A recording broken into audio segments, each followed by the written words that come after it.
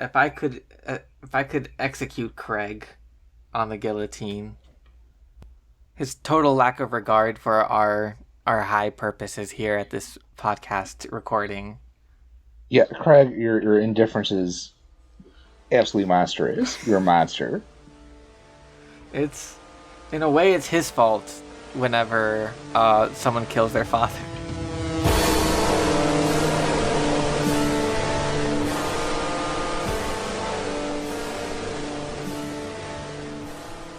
Except a coffee from the funeral home guy too, like what the That fuck? was the funniest part in the book.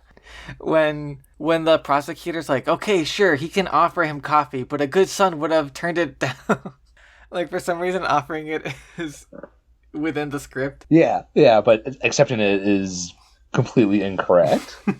You're an evil monster if you do that. Yeah, that's absurd in the fullest way, not the philosophical. That's just like, come on. That defense lawyer, that poor defense lawyer. He was the only sane one in that moment of like, come on. Yeah, and he was getting no help from Rousseau. Maybe for a Kafka short story, it would have been just that lawyer's perspective. Oh, for sure. Definitely. That would be Kafka-esque if it was all just the lawyer's perspective dealing with that prosecutor. This guy, this completely like dead-faced guy, not particularly reacting to anything. The prosecutor putting at his feet the greatest, I don't know, sins of humanity, the worst, and the logic of the legal system just rolling through. Brutal stuff. There's definitely a political component to absurdism. I think that's the abolition. Right. That's the abolition of the death penalty. Yeah, that was. I guess we can get to it later, but I feel like the second half is more like explicitly philosophical than the first half in terms of like, here's an argument and here are justifications for that argument, or here's what would follow from this conclusion. Right. And yeah, there's a good amount of real estate spent on talking about the death penalty. Plus, I mean, it's hard not to like want to read into the story too, being published by Camus during France's occupation, in Vichy France. France. I'm doing my best. I'm gonna do my best to. I'm already failing, but I'm really trying to avoid Frenchifying my speech in an embarrassing display. You can go for it. I'm not. I'm incapable. Oh, okay. Well, anyways, let's just get started. Welcome to Pleasant Evenings Book Club. This is Roberto, joined here by Corbin. Hi, listeners. We're here to talk about The Stranger, written by Albert Camus. That's perfect. I'll cut that out. Albert Camus. It's clearly Camus. There's a U.S. at the end there. Yeah. I'll always get the pronunciation right because of the episode where the critic goes to the Simpsons house, and to show how smart he is, he just gives us a little rhyme. Camus can do, but Sartre is smartra. That's funny. Every time anyone mentions either of them, that's my... I should watch more of that. I wasn't allowed to as a kid. That was like the only show I couldn't watch as a kid. Everything else I was able to. They don't want to watch the critic for his pithy observations. Camus can do, but Sartre smarter. In this house, Sartre is seen as a dilettante. What's dilettante? What is that? As someone who dabbles, not a lot of experience, but imposes themselves into. Oh, that's amazing. Like amateur, I guess. But it's usually meant to talk about pretentious people. Oh, similar as dabbler, putter, tinkerer, trifler, non-specialist, layman, layperson. Okay, I could handle being called a layperson or a non-specialist or a dabbler even. If someone calls me a trifler, I'm feeling hurt. Oh, there's a funny story in Sartre's autobiography about when he's a kid and like his aunt is visiting, and he was like he was a smart kid. He was reading and stuff. Like he felt like he was like a special guy, and like the aunt introduces this game where people like ask these questions, they answer them, and he describes it like what would be like his debut as a writer and a thinker, because he's like answering these like deep questions like a little kid, and the one of the first question is like, what is your dream, your great dream in life or something, and Sartre wrote, to die for my country. And the aunt just like looks at him disappointed and goes, "It's only fun if you answer honestly." And he goes like, "Well, that shut me up, and that was my great debut." That's funny. This game is more fun if you're telling the truth. Yeah, I guess that was a big theme, I guess, with this period was like authenticity, and Right, like authentically being yourself. which is kind of a trap in its own way. Like we've had so much of be yourself, as us moderns. But like for the Industrial Revolution, you're born on your farm or whatever, or you're born into whatever circumstances. Your father does a trade, and you know that you have that trade going for you when it's your turn. You have a community regulated by the church, and it's like it's a lot more cut and dry. And I'm sure there's medievalists and so on will say no, there's room for self-expression, for self-invention, but You had to be in those spaces to be doing that. right, it's like very rare that. I don't think the lay person was really talking about authenticity or any kind of existential philosophy questions like that until, I don't know, after coffee shops or those parlors opened up. Yeah, like I guess like yeah, society like makes room for that kind of stuff. There is more free time or specialization in labor. The printing press being invented probably helped did it too. There's more books now. After a while, like people keep putting that thing. It's like, what do you want to do? What do you want to do? What do you want to do? Like now it's whereas it's at the opposite where it's like that question is a crisis. Like if I don't answer this question by the time I'm 30, Right. What am I doing? Yeah. But on that note, do you want to get started or? Yeah. Hell yeah. Hell yeah. So I mean, personally, I quite love this book. As far as powerfully, right? With her mom died today. Was it yesterday? Yeah. I don't know. Immediately showing us, like these very serious things that happen in a very like ambivalent kind of narration. Yeah, this guy's mom died recently, and he needs to take some time off work to go out into the country, where his mom had been in a retirement home for a while. And I guess like the aesthetic trick that the book pulls is it describes things in a very dispassionate, terse sort of way from the perspective of someone who isn't out to make a lot of emotional observations about things. He's just talking about like how tired, sleepy he felt on the bus, how the sunlight greeted him at different points, like the impressions that he would get from the heat, or how the chair would hurt his back. He's very dominated by his physical states. Yeah. Which I think that's really because he doesn't have a lot of a big emotional reaction to his mom dying, and in fact, like doesn't have much of an emotional reaction or attachment to anyone really. But it's interesting, like even if you like subtract all these things that we expect from a person, like your basic reality as someone who has a body is still intruding on his experience. He wants the light to be turned off because it's making him sleep. He wants to boil potatoes because he's hungry. Yeah, he'll have a conversation with some guy just because it saves him the effort of making dinner. Yeah. I found my first time reading this part one of Rousseau to be very difficult to understand, and the second time though I found him rather relatable.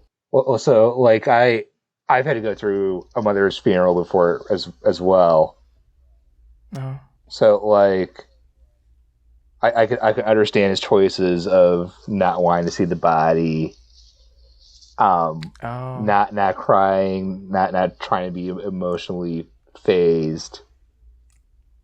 Because I mean it's a very unreal event. where like you will not at all be in touch with your emotional state during that time period. Yeah, it's a surreal kind of thing, and especially like the way that funerals can be so public.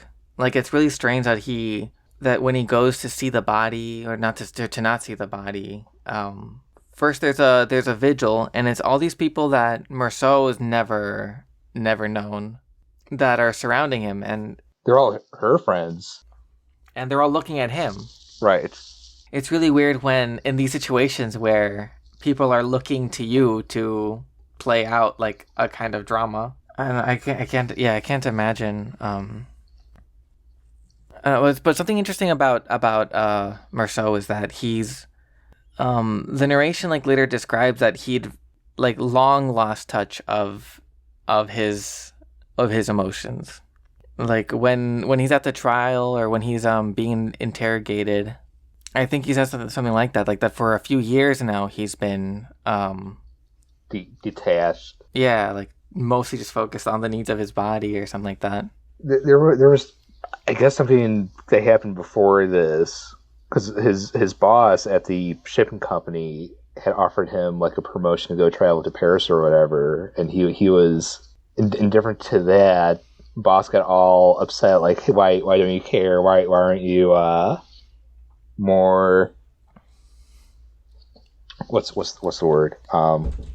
Ambitious. Ambitious, yeah, wanting for more, being ambitious. And he said it like, oh, when I was in school, I totally was. Yeah.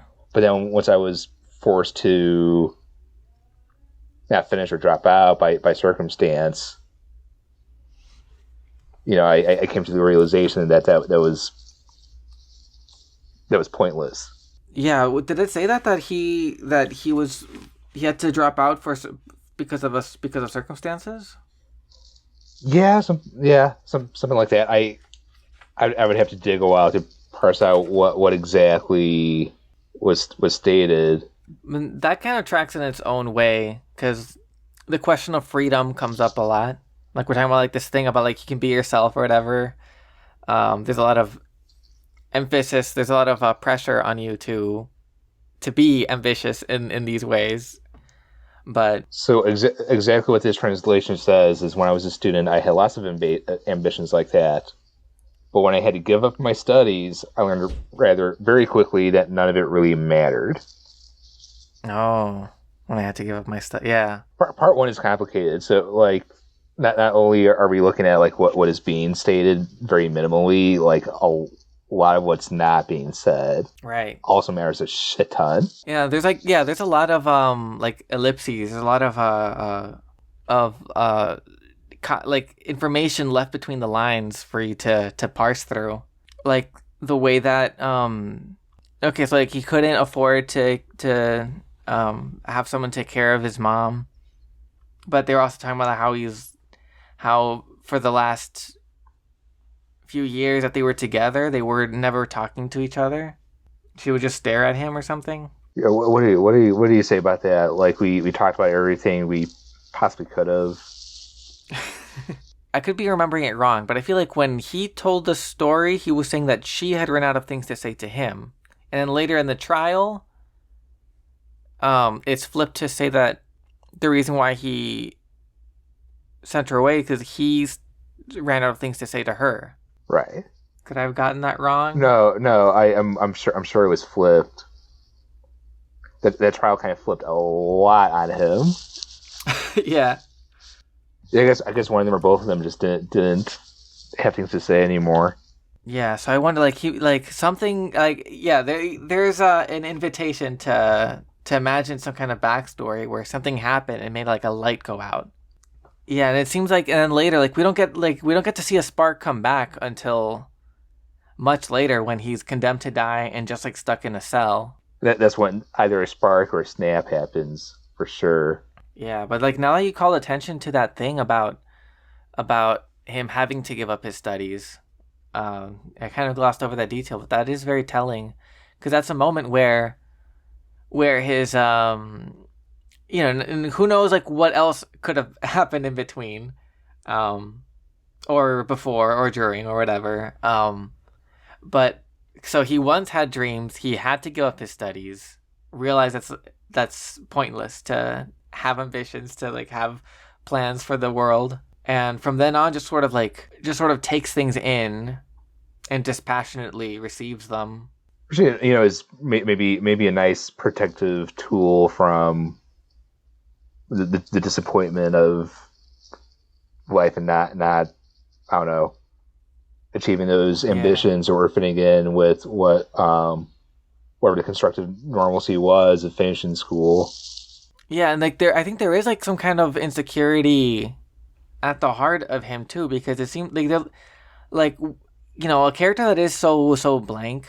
To try to understand him, like I don't know, I kind of want to hold on to any time he expresses any kind of preference or reaction. For sure. And one of the things that seem to like activate him is the feeling of being judged by others. Yeah, especially if it were negative, right? He always wants to be cordial. Right. And it's funny how sometimes it's just like in this like like just direct interpersonal way. Like the guy that is like managing his prosecution just says he just wants things to be cordial, like natural. He wants things to be natural. Like it does grieve him to be hated until the end, of course, and we'll get to that. So this guy's like having trouble fitting in, not putting a lot of effort, but it still like weighs on him in some way. I think this that kind of that framing of like of a protective reaction to pain is maybe a good place to start. Like it's a good clue about what's going on for him. But yeah, regardless of what his which maybe I'm reading too much into it, but that's yeah, I think that tracks a lot. But in the spirit of taking things at face value, let's go on. Keep a on little going, bit. definitely. Regardless of the cause, like he's there at the funeral. He keeps vigil. Her friends are there. Let's see. I'm trying to think of like going back, think about the trial and like working my way back. He talks to the funeral director. He offers him coffee and he rudely accepts. He thinks about having a smoke.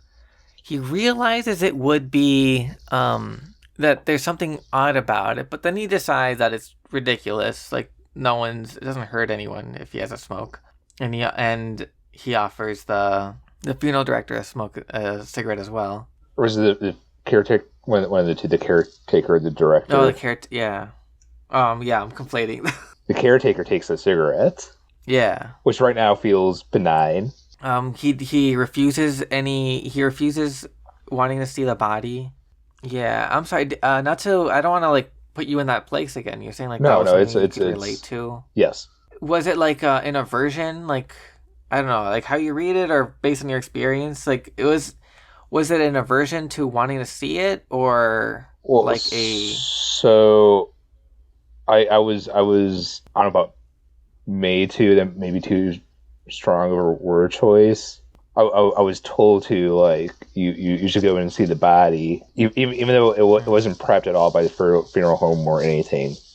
They had just received it because they were going to do the cremation process, right? Before that happened, my dad decided for me, you should go in there because if you don't, it's gonna fuck you up. Because I mean, I wasn't there when she died. I was still at school. Oh, sorry. So she's like, he was like, as far as you're concerned, she's left somewhere. So you should do this for the finality of it. Like you felt no initiative to do it, but was there resistance? I mean, like, or at least as we read it in Merceau, if you wanted to stick to the stranger, would you read resistance into refusal to see the body, or is it more like? So, after experiencing that, I could understand why someone wouldn't want to. Because I mean, it's not like the body is the person, right? You're just creating this memory, this last memory of the body of the person, just all like bruised and injured and like not really there.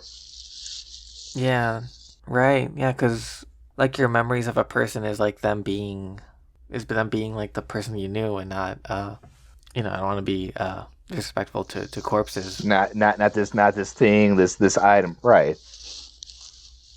That's interesting. I could see, and who knows what's going on inside of Merceau, but I think it is if we go with this protective reaction, I think it still works. Well, the thing about Rousseau, I don't think he really knows to protect himself or whatever, being ruled by those physical states. But even with that, I could understand. Yeah. Totally not wanting to do that. Clearly, Merceau, part of what makes him interesting as a character isn't just that, he's disconnected from other people, but he's also disconnected from his own emotions. Not in terms of not feeling them, but in not being aware of them. Because, whenever, these notions spring up, he's I didn't know I had the ridiculous notion of crying because I thought they all hated me.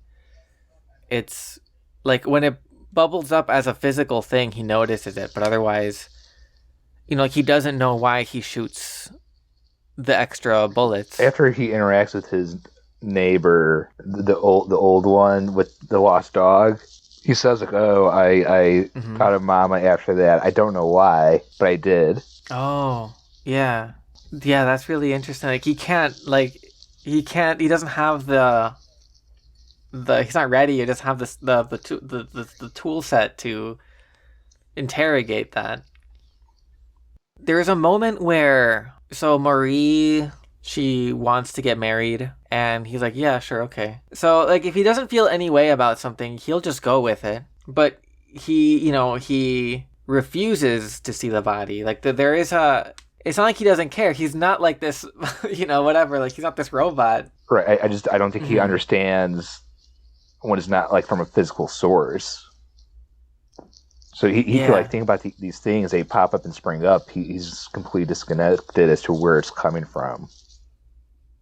Right. Yeah, there's another moment where Marie says something like, I'm busy or something, and he doesn't follow up, and she's like, don't you want to know what I'm busy with? And he's like, I was curious, I just hadn't thought to ask.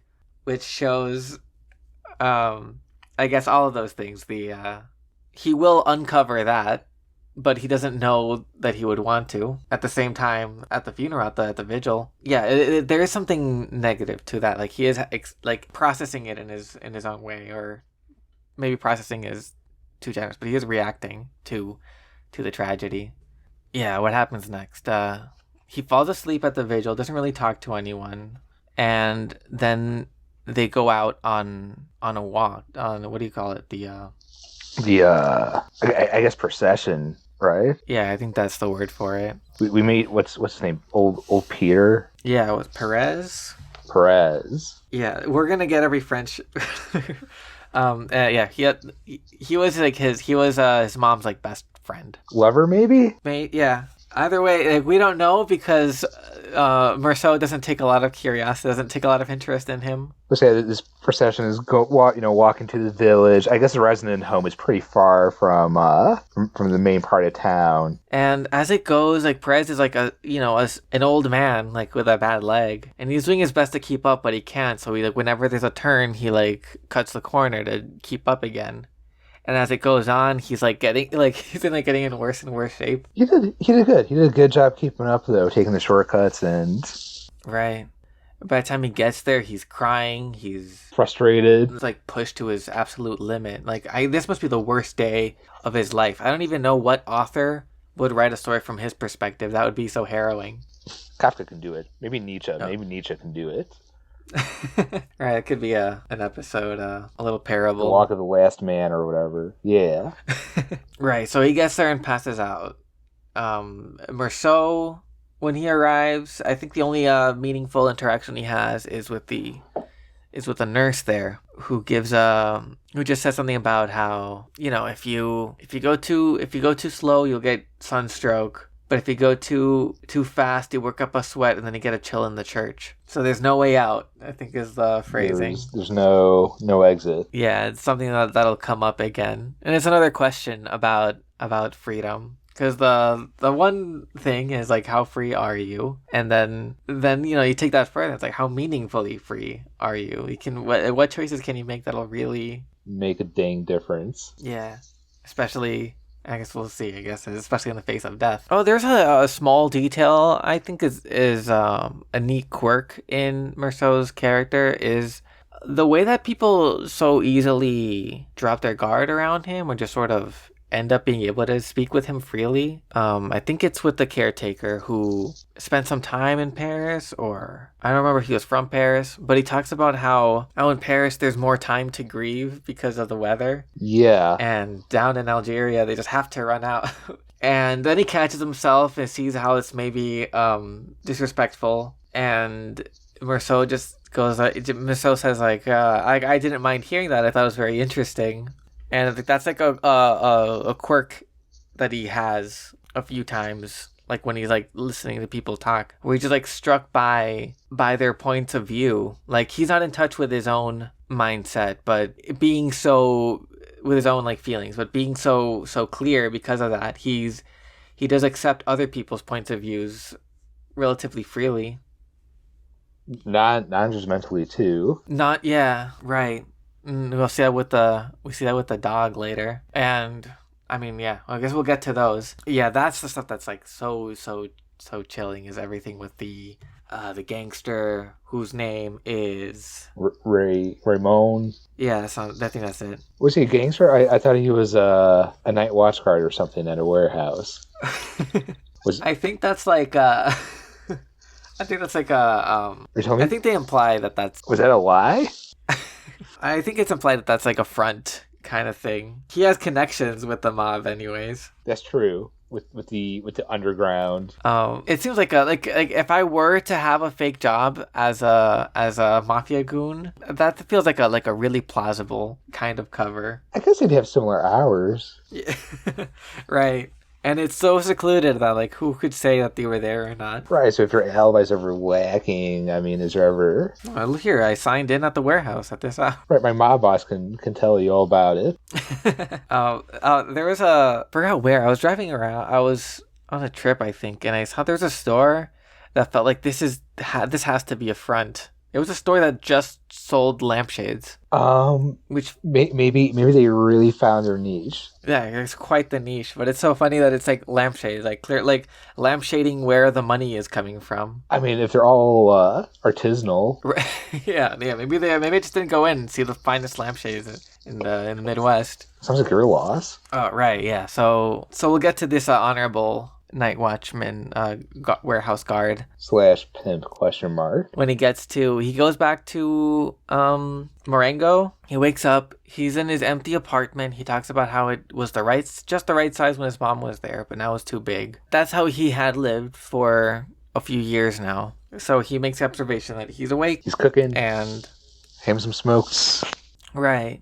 Like he's not ready to face the day or whatever. So, yeah, he has this observation that nothing really has changed in his life. His mom is dead now, but it's the same life that he had before. So there's the normalcy, authenticity, tension again. And when talking about, so he had checked out and his mom wasn't talking to him, or he wasn't talking to his mom, like they weren't speaking anyways or whatever.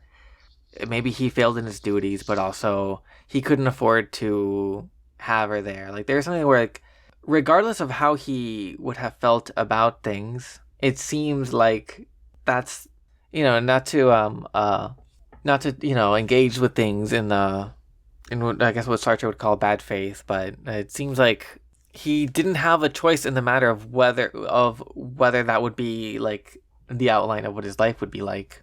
I guess had he taken the job in Paris, but I don't know if he would have gone with his mother anyways. Right. I mean, it seems to me like he didn't have a choice, but I guess in that illusion of freedom, of choice, he is rationalizing it as, oh, well, this is probably what we wanted anyways. Yeah, it was best for us or whatever. But what does he do with his day?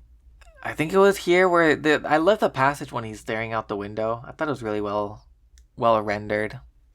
How like as the day changes, like the character of the street changes, the light hits it differently, and the way people behave on it, the kinds of people he sees are different.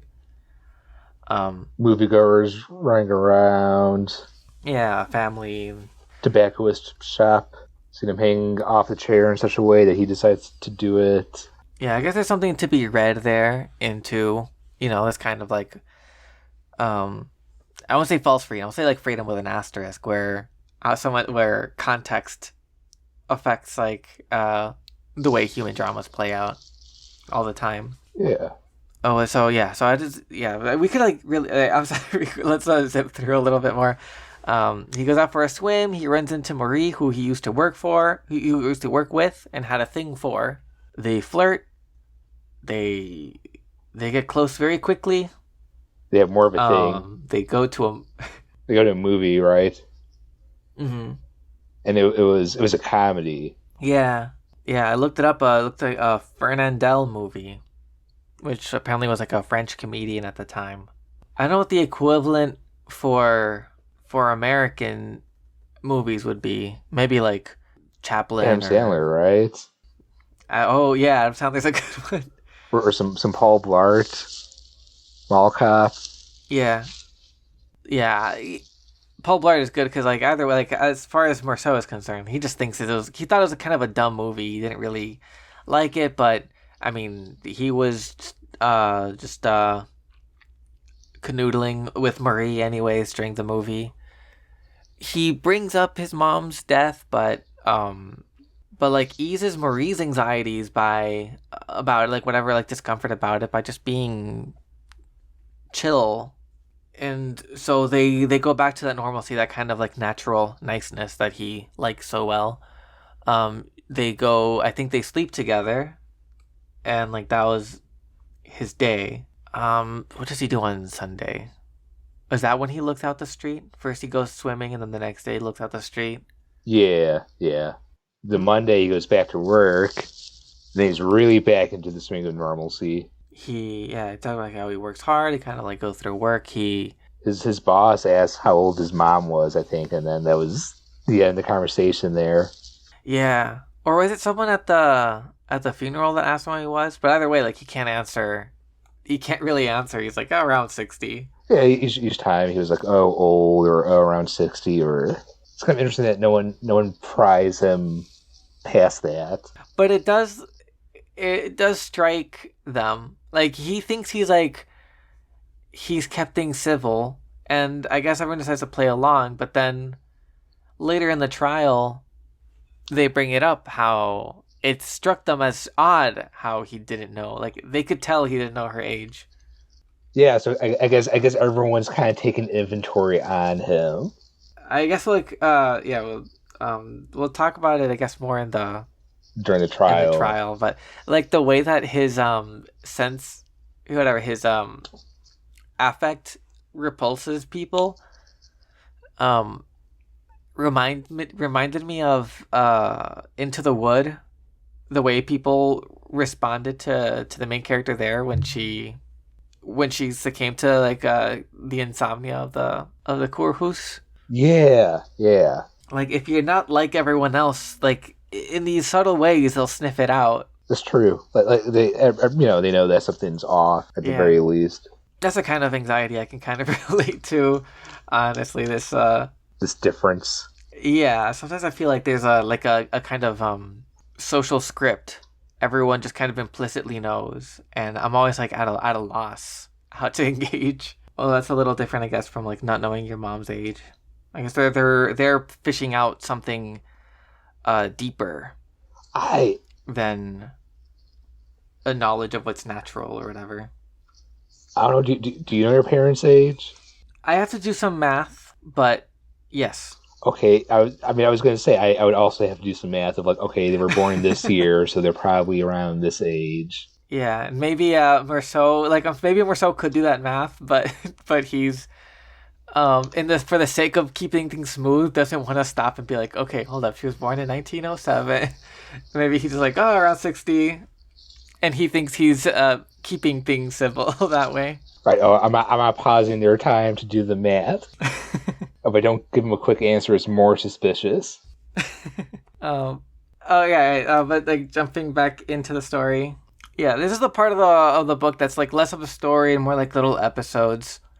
In no particular order, the three things that happen is we're introduced to that old man and his dog and their drama. Old man Semenko, I think it was. Semenko. What was his name? Or Salamanco? Yeah. Salamanco? Yeah. They were nice names. I just... And he's, he's me and a doggy.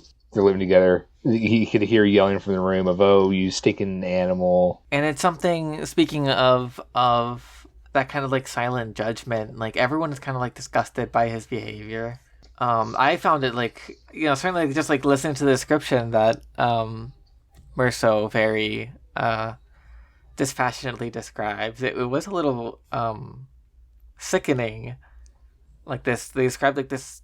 By appearance is mangy dog, but it turns out it's a different kind of disease that is like constantly being like beat, yelled at, dragged along, can't stop to go pee, and like there's some curiosity there about like why, what kind of relationship is this with this dog? Like why does he lock himself into this? I don't know, toxic? Can you have a toxic relationship with a dog? I guess so. Apparently you can. One time he was at it with his dog. I think it was something like that. One time he was at it with his dog, and Merceau asked him what was wrong. Well, a rare moment of proactivity from Merceau. He asked what's wrong, and Salamanco, I hope that's just goes like, he's always there. Familiarity breeds contempt, doesn't it? Hell is other people and also dogs. They're always there. Yeah, so we're introduced to that, and we're also introduced to Raymond, who is a humble night guard watchman. Yeah, he makes sure that the inventory at the warehouse is safe, and someone's got to do that job. God damn it! But people don't think that. People think he lives off of his girlfriends, but he's very adamant that no, I do this work. In fact, there's this. I have a girlfriend that has been living off of me, and like this guy has got to be. Speaking of sickening, like here it was. Like this section felt like Taxi Driver or something. The sort of like look into the way you can just casually observe cruelty in these dense urban settings. Right. He like talking about this girlfriend that he has and how I don't know. It's a really dark portrait. Like he like controls all her finances. Like he controls her. Like but right she. Buy some lottery tickets and it's like, I know exactly how much money you should have, so there's no way you could have afforded this. And I don't know if he talks about beating her then, but he doesn't. His plan was to get her back with a letter to convince her to come back, and then he was going to spit on her. I think was the extent that he told Marceau. Yeah, but the reason she was gone is because like he had like cussed her out or something. Like he was like mean to her, but when he thought she was cheating, and he got into a fight with her brother at one point. He talks about that story too. Yeah, that's why he was wrapping his fist with that wrap gauze thing. Now there's a part that an actor I feel like could really eat up. That I'm sure in a film adaptation, I'm sure an actor would love to like have this kind of a prop to work with, like a monologue to tell. It's a compelling thing to read, but it is very abhorrent. But yeah, he ropes Marceau very easily into writing a letter to her for him that would win her back, so that he says he can spit on her. And Marceau. And he asked him, like, do you think that'd be a good way to get her back? And Marcel's like, I guess she would not like that. That is true. That would be a way to... That'd be a punishment. Make her feel bad. Like, you would be punishing her. Like, the questions aren't about whether she deserves it or anything. Like, but, like, the questions that, that Raymond, like, puts to him are more straightforward. And he can answer those easily. Like... when he sees the when he found the receipt for some jewelry that she sold. He was like, so you think that she's probably cheating on me because of that? And he's like, yeah, that seems reasonable to me. And Raymond just kind of takes that as like, also, and therefore she's bad, she deserves, like, he like maybe extrapolates from that, but he's just answering whether or not it seemed like he's cheating. Like, yeah, that seems right. Right. Oh, And like, you think that would be a good? Oh, that seems reasonable. Like I could see that argument being made. I don't think he ever really says like yes, oh for sure she is, but right, he's not even. He doesn't even go that far. You that is arithmetic I can follow. I see the reason there. Yeah. I guess Yeah, Raymond offers Marceau friendship in return for writing the letter. We're pals, right? And I'm not sure how much he wants the friendship, but he's not against it. He does say, I think there's another part where it comes back where people don't like Raymond. I guess that I'm sure reasons for, the way that people can pick out, we're talking about like the unconscious sort of like filtering out or whatever, like picking out people that are different in some way. It does work in that. Have you ever heard of the gift of fear? No, I've not. Yeah, I think it's a book or something. It's like this idea that if like, especially like especially if you're a woman, like you always gotta be on the lookout for dangerous men. But if you're like kind of talking to someone and before you can even put words to it, you get a gut feeling that things are off. The situation's dangerous. Yeah. I guess sometimes there's good reason for that. That's something to take stock of. And who knows what the explicit reason is that people don't seem to like him, but people complain about Raymond, and Marceau does like have does think to himself like I don't mind him talking. I think what he says sometimes is quite interesting. Yeah, that's the extent of his judgment towards Raymond. Yeah, he is a character. The way that I would appreciate him as a book, like the way I talk about him being like, oh, that would be a good role for an actor to play. Probably the most colorful character in this novel is Raymond. Actually, the actor having a fun time with him. I agree. Yeah, the other thing that we get is Celeste, who he's friends with, who's a restaurant owner. He's there at one point and he sees this woman who catches his eye. Well, this robot. So it was weird. Yeah. Well, Miss Robot Woman was like, "Oh, hey, let me eat at your table real quick." Marcel's like, "Yeah, okay," and Marcel's like, "Oh, yeah, that's fine, whatever." Right, but there's no lines. It's just a sort of vibe that they describe, and she like methodically orders, eats her food, pays for an exact change plus tip, and walks out like swiftly. And like he even like follows her out. Like he can't. There's something about her that really like. Again, like I'll like point out any time I can when you see Marceau express any kind of interest or proactivity. Yeah, but she doesn't get any lines. I think that's the last we see of her for now. Yeah, well, I don't know. I don't really have a full read on like what her importance is. Yeah, I don't. Mm-hmm. I don't know either. Yeah, she seemed very coked out though. Coked out. Because what else was she doing when eating? She was like checking off on the some magazine, like all the upcoming all the upcoming radio shows. Oh yeah. Yeah, what's up with that? She was very meticulously just into it. I guess you might see that more nowadays if someone's in an Adderall haze or something.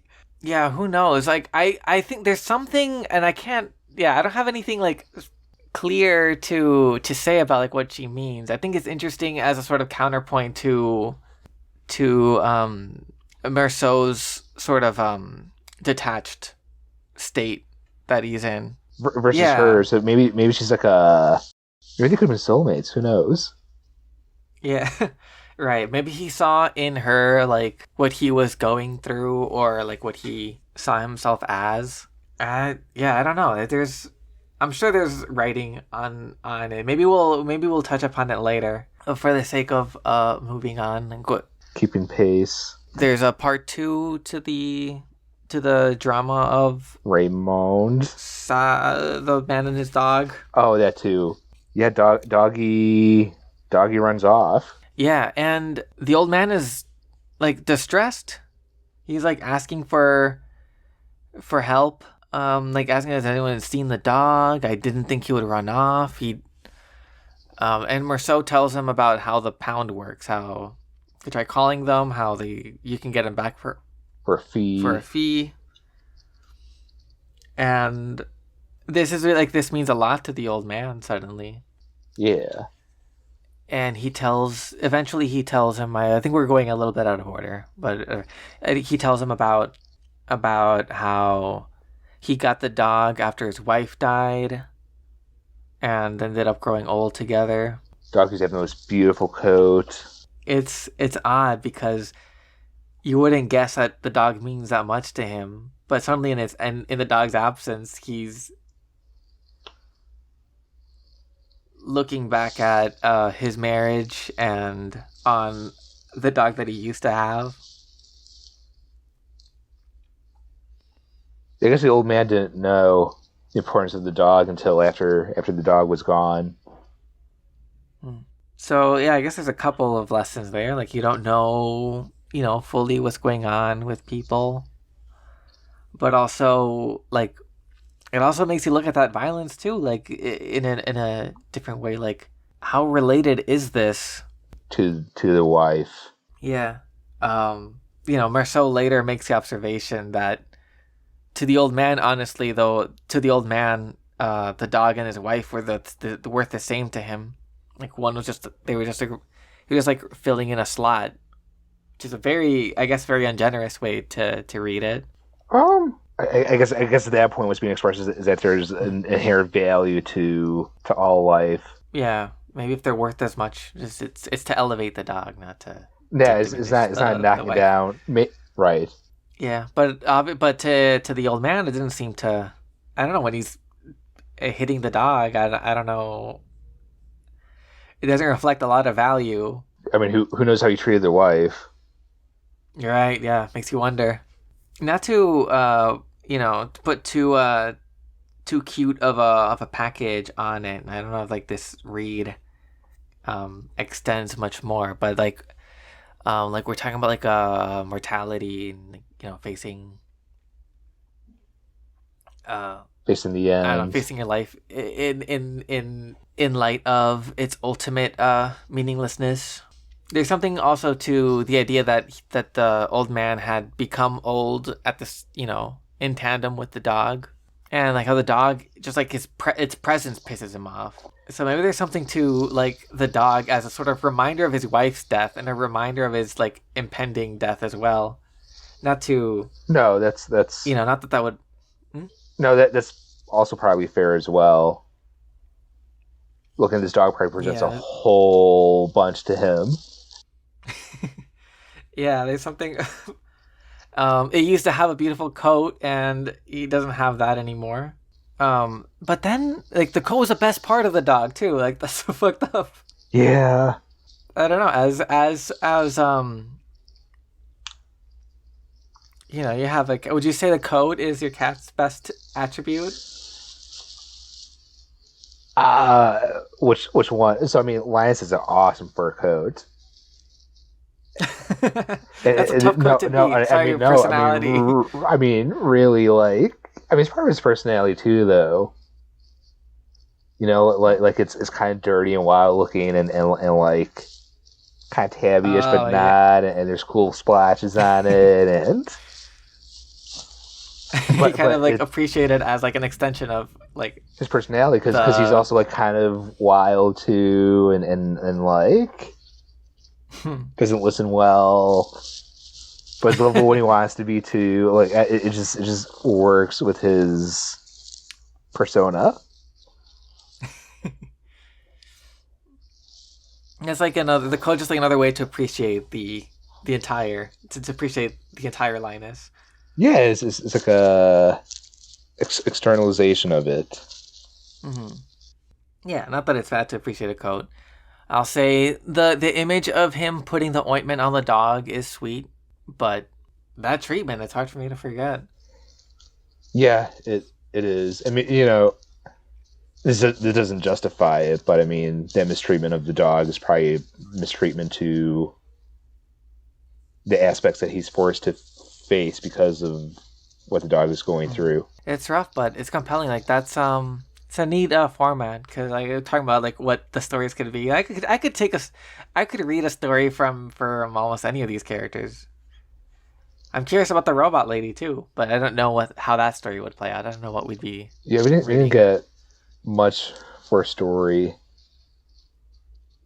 I guess being chased by a random dude out of the restaurant. Sorry, not I chased. was trying to read my newspaper when this young man just follow me around dark alleys. I knew my radio show was starting in 30 minutes because I saw it in my newspaper. I don't have anything for. And we also get a part 2 to Raymond's story, where the plan worked, and I want to know what the heck Marceau wrote in that dang letter. yeah.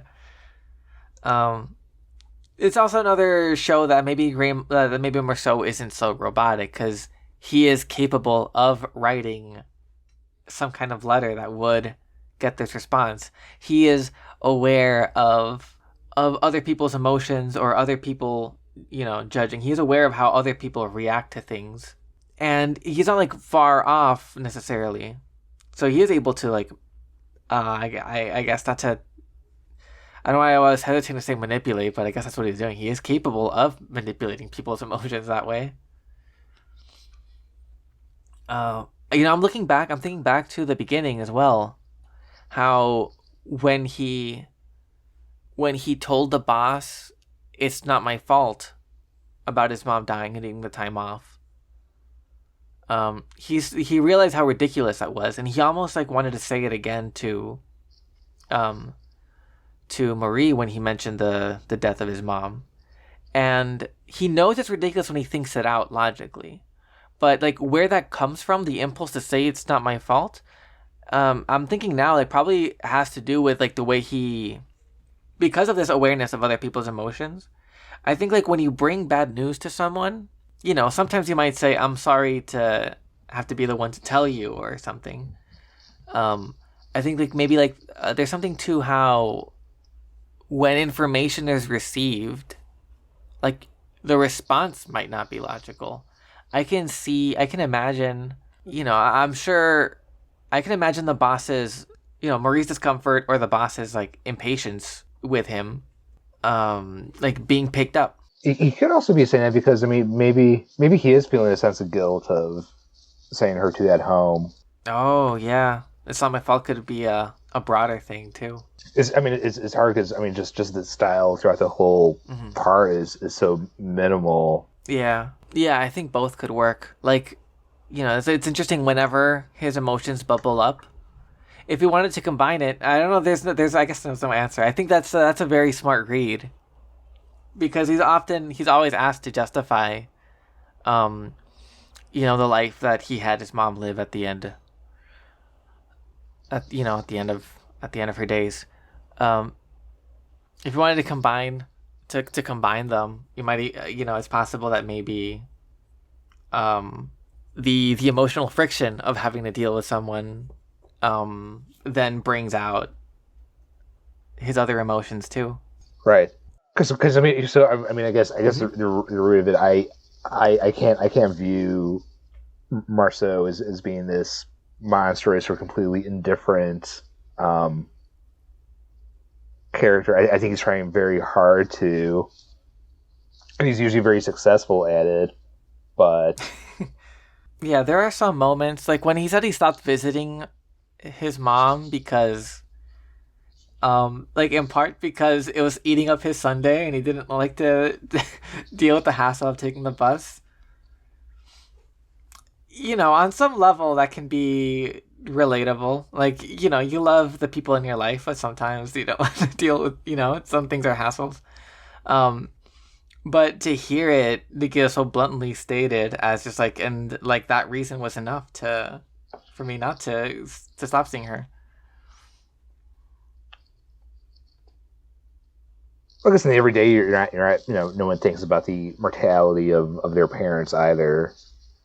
Yeah, and then suddenly when they die, you think about, I should have taken that trip, should have taken more pictures. Should have spent less time at the office or whatever. Mm-hmm.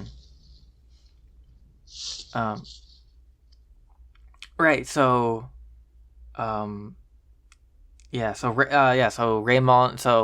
Raymond has his girlfriend back. This was a monstrous fucking scene. Yeah, yeah. Some of the stuff made my stomach turn. It was difficult to read and just sort of like I had to like stomach it. Um, yeah, he's like, he's not just like spitting her would have been gross enough, but like he's like yelling at her. She's like in terror. The apartment wakes up to her screaming, and the police intervene. She goes away, and Raymond is like weirdly proud of what he did. Like whether or not they put me in jail or whatever, she got what she deserved. Whatever the phrasing was. Right. She got what was coming to her. Yeah. Oh, I think it's an interesting detail to throw in that. Well, I guess it's relevant later, but from her name, Marceau realizes before he sees her that she's Moorish. And then her brother is just described as just the Arab. Yeah, that's one thing. I mean, these Arab characters are unnamed. I don't even think the ex-girlfriend is ever named, right? No. We're just given a description of the name as something foreign. That's a subtle political aspect of the story. I don't think like the phrase like killing a person does not come up as often as shooting an Arab. Yeah. I mean that trial was fucking bizarre. We'll get there momentarily. Mm. I don't know why Marceau still chose to do this at this point, but Raymond asked him to be his witness at the police station, and he says, "Yeah, sure." Yeah. That's the stuff that makes you that kind of that distances you more from Marceau. I mean that's maybe the one thing I can't defend. I think I can defend most other choices. Yeah, even the killing, not to be the Antichrist's advocate here. But at least like the way he's described, he's in such a weird, like heightened state that you could chalk it up to a moment of mania or something. There's a moment of mania. I mean, there's a knife involved too, right? Yeah. So he's threatened. He's just in a weird dissociative episode or something, or. I mean, there's it's like one of the mysteries of fiction of why does he shoot him? Right. What happened to him in that moment? I mean, it's definitely a showcasing of the absurd. Mm-hmm. This idea that like this moment just happened because it happened that way. Right. If for, I'm thinking back to the House of Usher. How the sentience or the power of the house came from I remember the phrasing, like the collocation of the stone, and the trees, and that beach scene was constructed in such a similar way, right? Right. You're one tree branch facing the correct angle away from committing the worst murder of your life. Well, he was facing like a no exit scenario. He's either go back up the stairs to deal with telling another narrative again, continue walking on the beach, or make it to the spring where I guess there's shade and water. Yeah. And there's that follows up like there is something about other people that gives him a horrible anxiety. Yeah, I guess let's run through really quick so we can get to the beach outing. Yeah. Yeah, like we said, Cause like we said, yeah, he goes to the police station to help out Raymond and say, yeah, he was cheating. She was cheating on him, which is kind of messed up on its own. Like, we can talk about like these, undesirables in society who are acting, in this way that we find repulsive, but it says a lot about our society that that's enough to justify any kind of violence towards someone. Right. You know, They let him off with a warning, right? They're like, okay, just don't do it again or something. mm-hmm. French Algiers was fucked up. Yeah.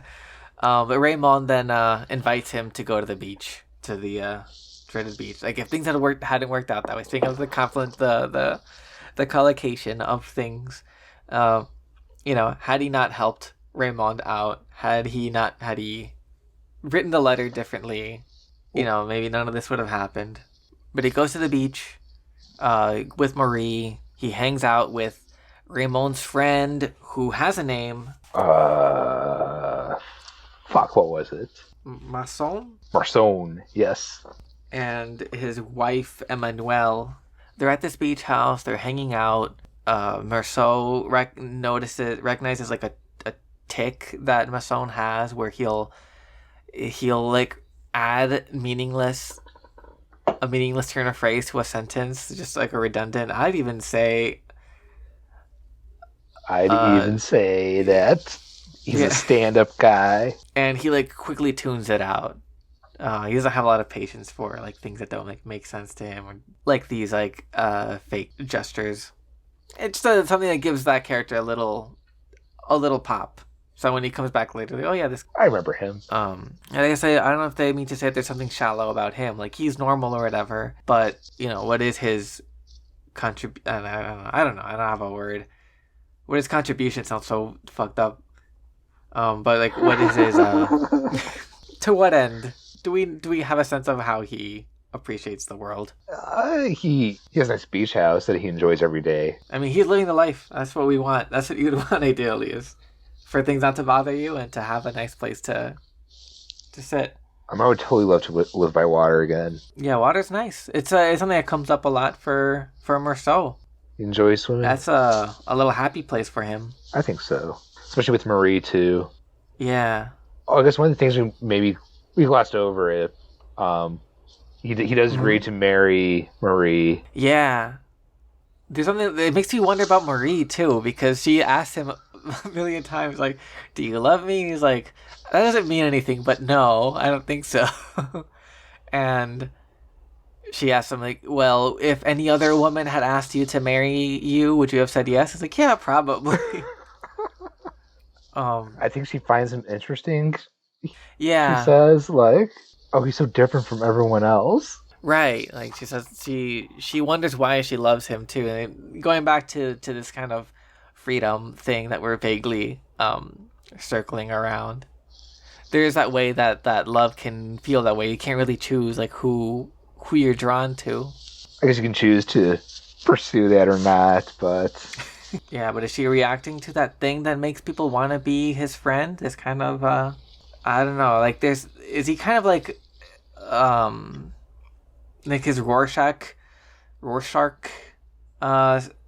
quality of people being able to just agree into his personality? I think Marie she's not really projecting much. She's trying to get to the bottom of him. Yeah. And they have a sweet enough relationship doing it. There's an interesting moment when he and Marie, I guess there's something to, like, they swim together very easily. So there's obviously like a compatibility too that's physical. Like, maybe it has little to do with their souls, and just like have a nice like physical chemistry. I mean, that sounds super challenging. So it's gotta be there, but to like swim with someone like wrapped around your back or whatever, like, yeah, in tandem, like. And there's something to that's very valuable. Later, like, I think like she sticks by him, she visits him in prison, but after a while she stops writing him letters, and he's like, well, if I'm here and she's there, and my body is our bodies can't like interact, like, what reason would she have to be with me? Just, it doesn't give credit, I think, to her commitment that she had for him for a long time. maybe makes him look like kind of a fuckboy. Yeah. But I mean, he probably wants her to have moved on to. and if he's like so checked out, like the body stuff is the only thing that he can like observe. Like that's there. If he's so like out of touch with himself, True. it's hard to justify a lot of things when he can't point to anything. There's a moment too when they're at the beach house and she's laughing with Emmanuel. He says like, and for the first time, I really thought we were gonna get married. Yeah. I don't remember if that's the exact phrasing, but it's interesting. He'll like go along with saying it too, and we're talking about his aversion to sort of interpersonal friction, where the prospect is brought up of getting married. He's just like not against it. He's like, yeah, sure, why not? And I guess it's the first time that he sees like how it would be, and I think this plays into later when he's at the beach and that kind of like either like that kind of like you'll regret it or you won't, you'll regret it either way thing, where it didn't make a difference to him to go back up or go back into the beach like in the sun. Yeah. Like I wonder if that's like a sort of a panic about slotting into this thing that he doesn't connect to, fully understand. Yeah. That kind of ordinary life. Perhaps that in an authentic life. Yeah, especially in a moment of like high spirits too, because going back into the recap, when they're out on the beach, Marceau, Raymond, and I already forgot this guy's name. I had it. Marceau? The third guy. Oh man, my phone. Yeah. They go out for a walk and they run into Raymond's girlfriend's brother, who Raymond is sure like has it in for him. Probably does. That's kind of. But right before they had gone out to the beach, Raymond says like, "Oh look, there he is. He's following us." Marceau says something a little racist, where he's like, he's looking at us in that way that they always do. They, this very suspicious they, with that kind of indifference as if we're just rocks. And as they move on, he says like, and they were still looking at that spot where we were, which makes me wonder, like, were they even looking at? Yeah, that kind of does bring it for debate, doesn't it? Or maybe they're trying to look. I don't know. Yeah, because you could read it either way. Because why are they at that beach? Could be coincidence. I don't. It could not be.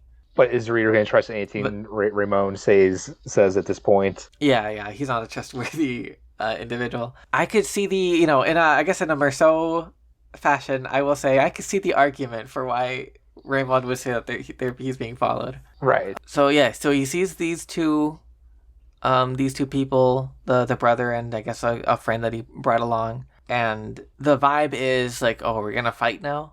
So they get ready to do their fighting. Marceau's sitting back because it's 2-on-2. He's like, if anyone else shows up, you take them on. But then one of the Arabs takes out a knife and stabs Raymond. So they go out with their tails between their legs. He gets some medical attention back at the house, and there's a scene where the women are asking him what happened, and after a while he's like, it was like he didn't want to explain, so he just looked out the window and smoked in silence. Yeah, I think that's the first sign of him checking out from that social situation. That's an important seed to plant before he chooses not to go back into the house. After Raymond gets better, he goes out with Marceau again to where they are. Where this time Raymond has a plan. For how to win the fight, which is shoot them with the gun that he has. And Marceau talks him down from shooting them. Yeah, Marceau manages to pretty successfully diffuse the situation of well, no, don't just shoot. Wait until they pull out the knife again. Yeah, give me the gun, and if they do something, I'll shoot them. But maybe you can take them on fair and square.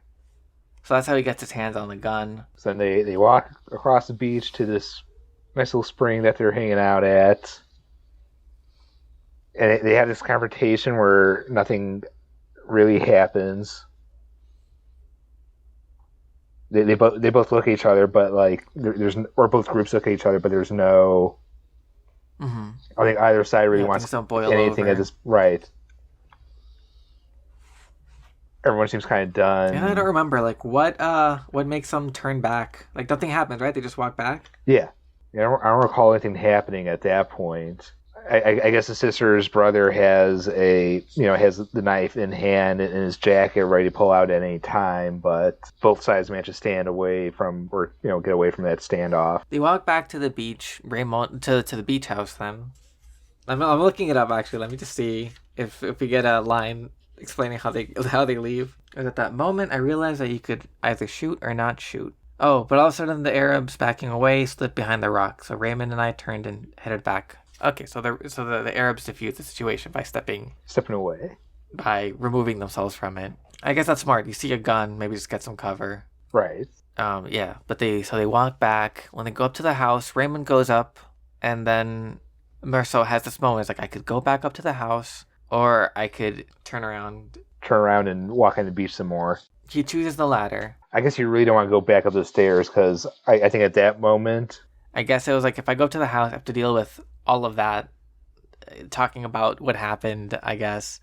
Yes. Maybe we're talking about that we were talking about before about sliding into normality, and just something about it just has negative appeal to him. And he walks back to the beach, back on the beach. The sun is like,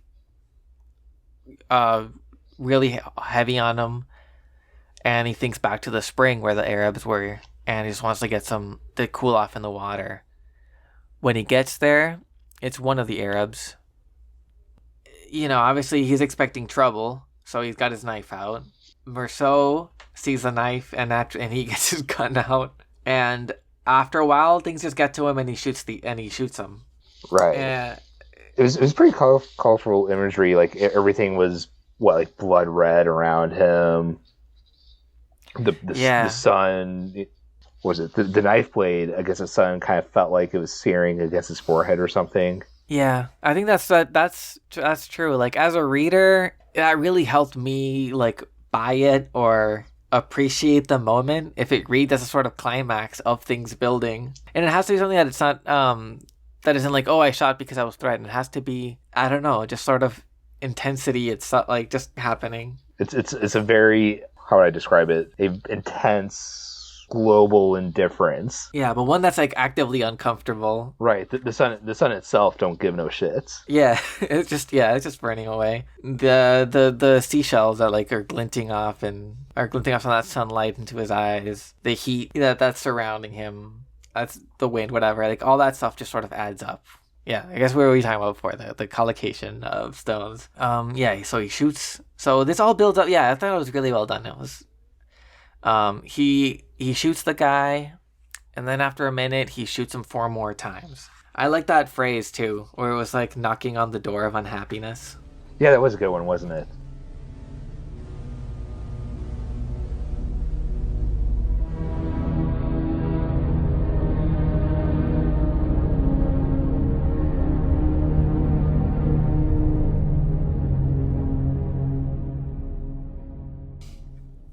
Okay, so yeah, let's get back to part 2.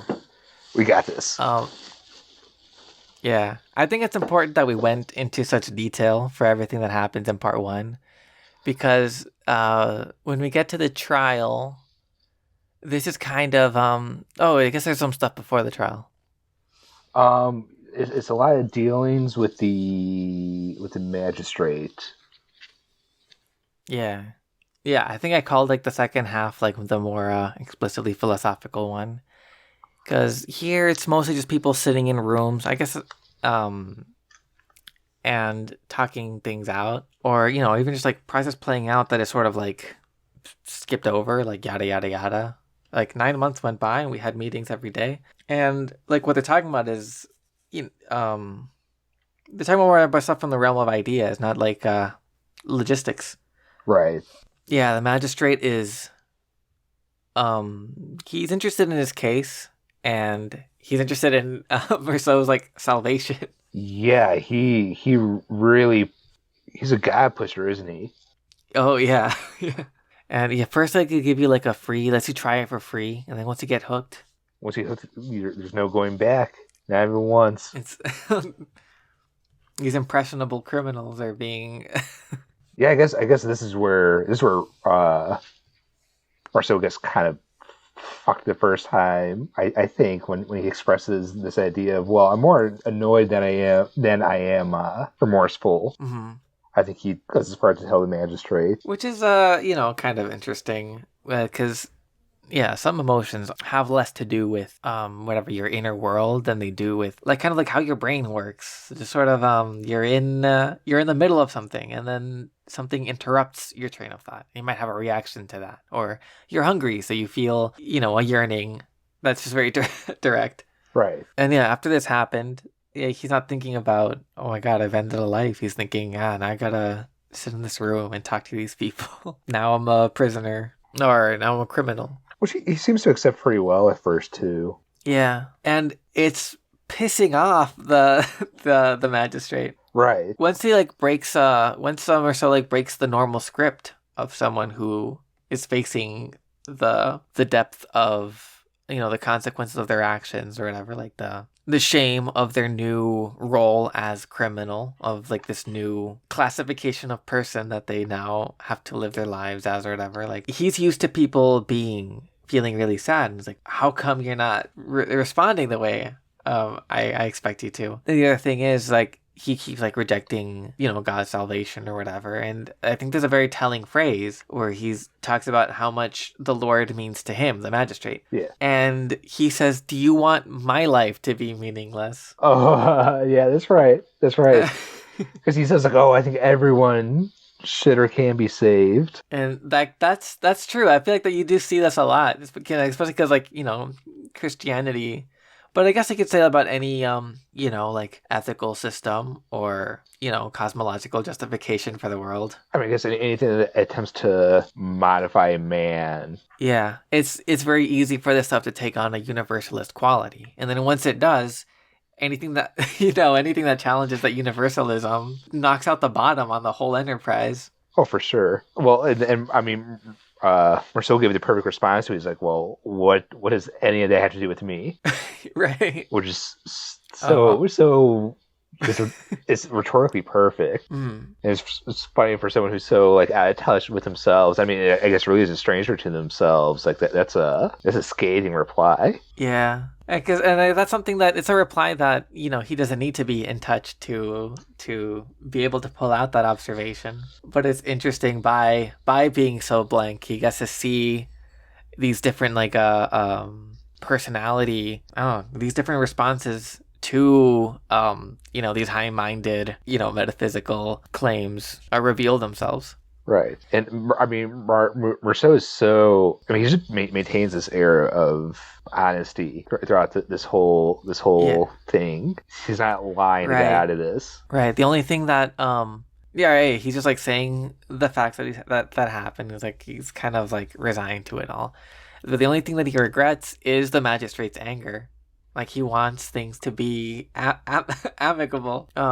It's interesting. Like he wants to be accepted and understood, but doesn't try to like push. Not push is maybe the wrong word. But he doesn't insist on being understood. He just wishes it were so.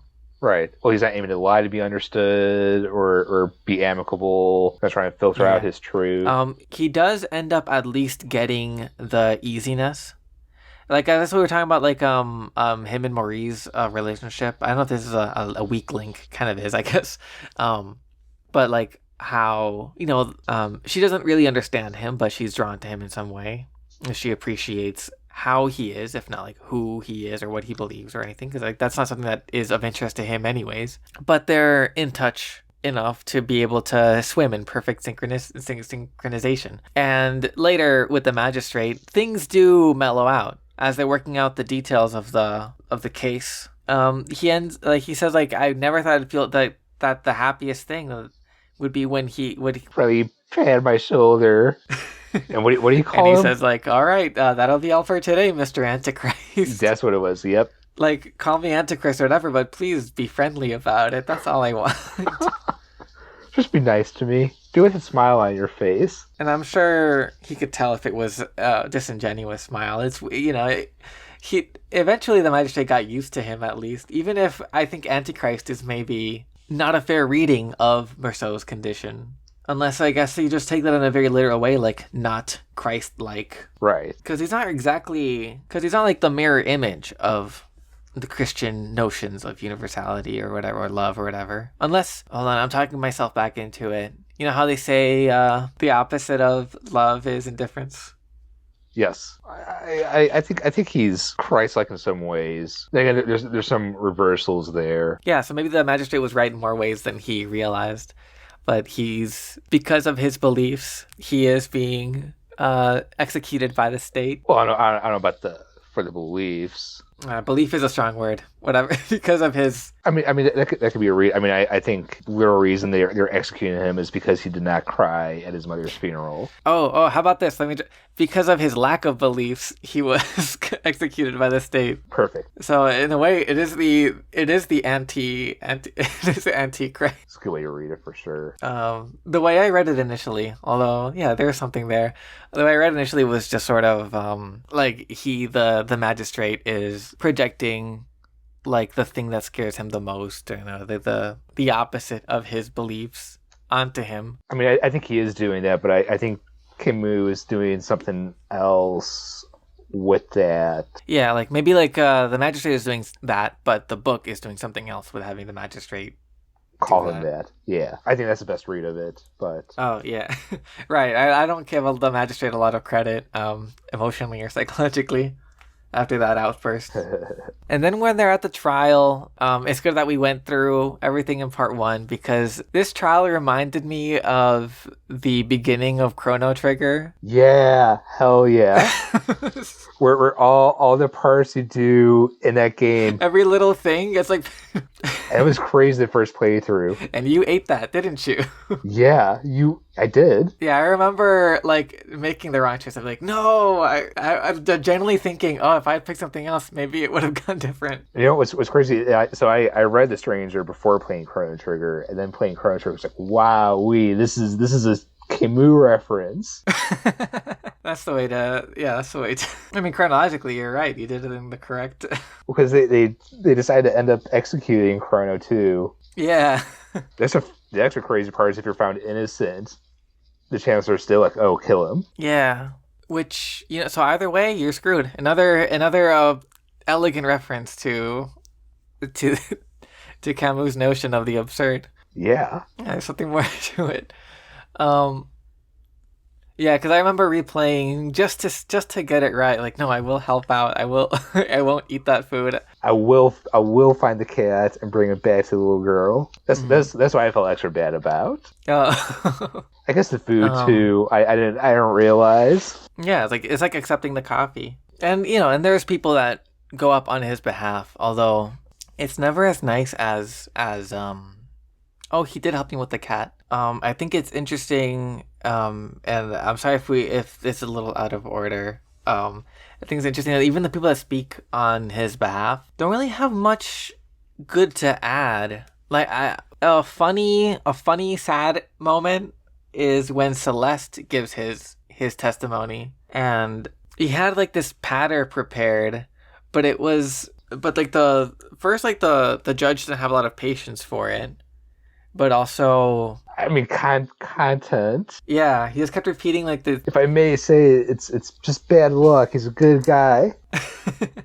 And it's like, okay, what else? It's like, oh, it's a matter of luck. Like, it's funny. Like, he was like, he had this like one kind of thought, but like really couldn't expand on it. And maybe it's something to do with the idea too of luck or whatever. Where I mean, once you say that, like, what else is there to add? But he didn't really have much to say about Merceau. He got so caught up in this one observation. I mean, the judge really had a perfect response to that observation too. Yeah. He said, "Oh, we're in the business of dealing with bad luck." Right. It's these cases of bad luck precisely that we're meant to judge. Yeah. Which is kind of interesting, because so much of the case isn't about whether or not he shot the Arab. Everyone agrees on on the facts. It becomes a trial about his moral character or whatever. Like how to judge the luck is how to judge his disposition towards it. Right. It all really, really came back to the mother's funeral. Mm-hmm. Right, where everything's picked apart. Which I thought was so cruel and unusual. Because I mean that's the but I guess it was foreshadowed because when he's at the vigil, he felt everyone is sitting around judging him. Right. You know, that confrontation with the mortality like that, I mean, that's what really breaks any sense of normalcy for sure. So, you know, I think it's reasonable to not cry during something like that. And that's a kind of terrifying thought that you'll be judged, or not even the judgment, or even the quality of the judgment itself, that the idea that there's something that'll cross through your mind, I'm sure, if you're not reacting the way people expect you to, that the idea that there might be something wrong with you for that. How often does someone deal with something like that? Yeah. Speaking of chastity, you don't know what'll take someone there, but part of the judgment, I guess, is that that he's heartless, that he doesn't care about anything, which, you know, we can talk about like the magistrate being threatened in his sense of purpose in the world by someone who doesn't care. The prosecutor then saying like it's the same, you know, it's this heartlessness, this nihilism as they perceive it. I guess it is nihilism at first. Like I don't think he finds a way out philosophically until later in the story. That's true. You know, so it's like, so you know, you think nothing matters, like nothing phases you. Life is so meaningless that when your own mother dies, it means nothing to you, and so yeah, of course, you're the Joker. You'll kill someone on the beach for no reason as well.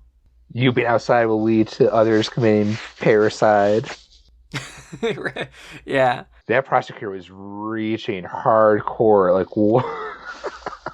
Yeah. Right. Like he wanted to, like his goal was to inspire as much hatred as possible for him. And then later when they had that trial, the judge said, "You're innocent of killing your dad. It was the guy before you's fault. You would not believe his attitude." So he actually was set free. Yeah, can you imagine if that happened in the sequel novel? Yeah. Instead of the stranger, it's the what do you call someone who's not a stranger? The acquaintance. The acquaintance. And he showed up to trial, and he's all fucked up. He's like, "Hey, it's not your fault. It was this other guy. He did it. He drank coffee at his mom's funeral." Yes, he offered a cigarette to the caregiver. Any other like details in the trial? I'm sure like there's stuff to dig into. I think Celeste's like shallow. I think what you said is right. The main thing is his reaction to his mom's death. That's the biggest thing about it. Everyone else is kind of, I guess Marie can be touched on. There's something funny about how Raymond shows up, and that makes his case worse because he's such a despicable character. Yeah, and then the persecutor, reaches again about this disgusting crime conspiracy that him and Raymond had together. Yeah. Raymond wasn't a good witness. That's a real moment that the jury. I was like, yeah, this is not that it should be based on these emotional readings. I was like, that would be like, damn, that's so messed up. You helped him do that? You piece of shit. I bet you did mean to kill him. Yeah. But even though it was his gun and his beef with that guy, like somehow Merceau inherited all of it, including the actual committing of the sin itself. Right. Yeah, this is, I guess, where some of the political aspects of French Algiers that I hope Camus is kind of commenting on. Or, not once during this trial is the Arab name, not once is the sister of the murder brother brought up. Yeah, she wasn't even a witness.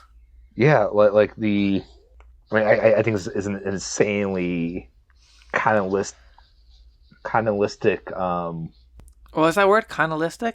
kinalistic, yeah, colonialistic. There we go. That's better. I wonder, like, there's something I guess we could have. I always say this every episode. There's always something I could have researched beforehand.